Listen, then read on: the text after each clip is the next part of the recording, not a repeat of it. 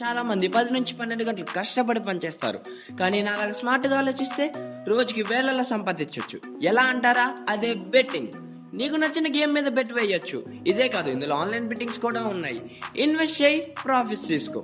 నిజంగానే బెట్టింగ్ లో డబ్బులు వస్తాయా? నిజంగానే సార్, మీరు ఒకసారి బెట్ వేయండి. డబ్బులు ఎందుకు రావు, నేను చూస్తాను.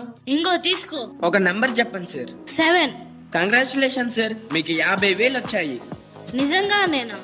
నిజంగానే సార్. చూడండి, మీరు 1 మంత్ కష్టపడ్డారా అని డబ్బులు జస్ట్ 1 అవర్ లో ఎలా వచ్చాయో.